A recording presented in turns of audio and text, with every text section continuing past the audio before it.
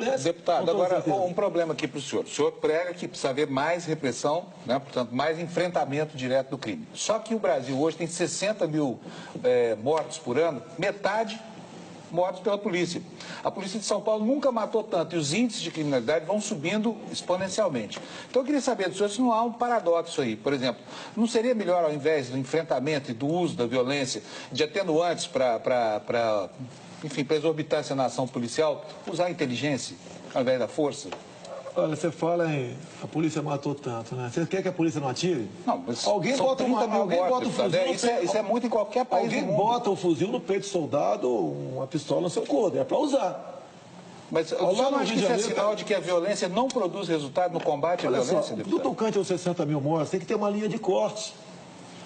Quantos bandidos e quantos inocentes morreram? Se morreram 40 mil bandidos, tem que passar por 80 mil. Não tem outro caminho. Não dá para combater a violência com política de paz e amor. Isso é impossível. Nós, Paluso, você não é diferente de mim, nós só temos uma vida.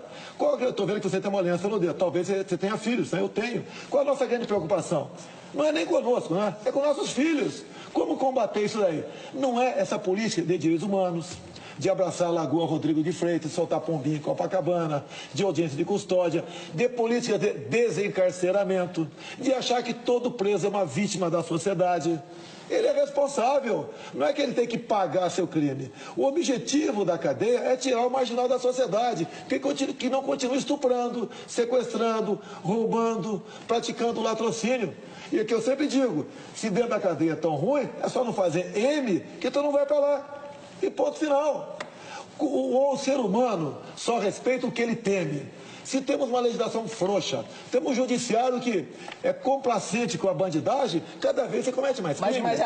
Olha esse marginal que sequestrou, bem conduzido pelo senador Magno Malta, essa questão lá, apesar de não ser fazer parte da polícia, mas colaborou com a polícia e chegou-se no cara que sequestrou, estuprou e matou a menina de 5, 6 anos de idade. Ele tinha 22 passagens pela polícia. Eu tenho proposta semelhante a algumas leis americanas, né? Cada estado faz a sua lei. Gostaria cada estado fizesse o Código Penal, que também gostaria muito. Lá, por exemplo, tem estado, lei dos 3 crimes. Você furtou uma coisa hoje, roubou um caminhão amanhã e deu um tiro e não acertou em alguém lá na frente. 25 anos de cadeia sem progressão. Eu tenho projeto para passar para 10 anos. Acaba até com aquela historinha de um elemento ser preso, né? E ficar na dúvida e cumprir uma pena só por ser pobre. Nós temos que aprofundar isso daí. Nós temos que mostrar para o marginal o seguinte: olha, se você fizer besteira, você vai pagar uma pena alta. Você vai ver o time de futebol ser campeão, né?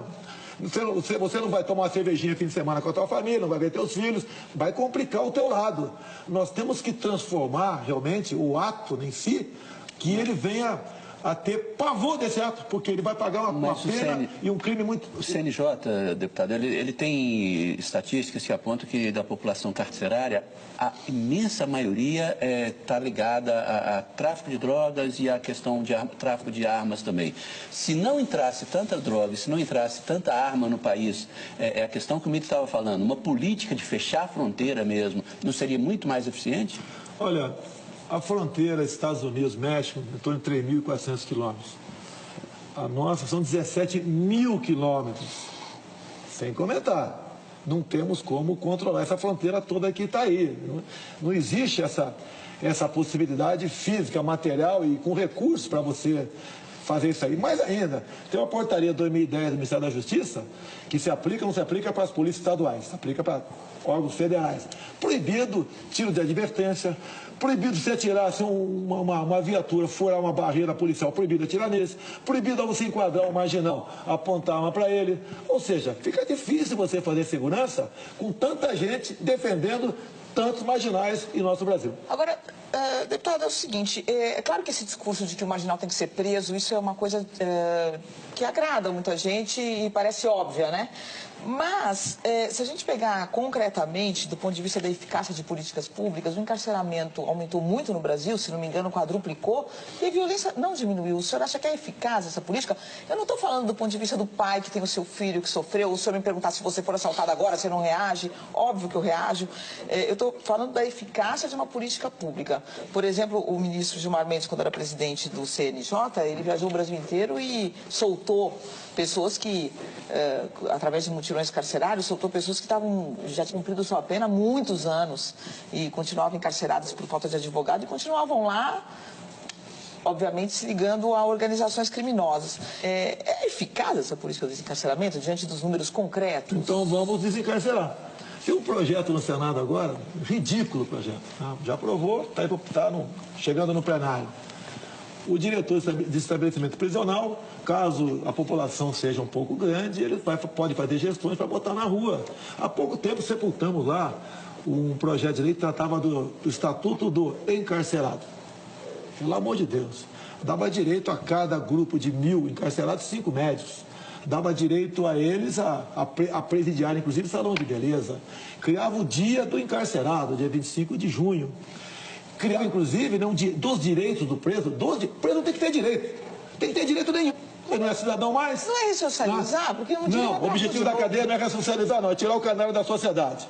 Tá? Então, dava direito à cela individual. Cela individual, ou seja, o pessoal de colarinho branco não ia mais para a cadeia, porque estaria a cadeia cheia com outro tipo de criminosos. Tá? Então, esse tipo de política que foi adotada até hoje tem que desfazer tudo isso aí.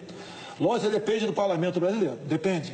Tá? No que depender de mim, se eu chegar lá, nós vamos desfazer tudo que foi feito pelo PT e pelo PSDB nessa questão também. Bom, o Canal Livre vai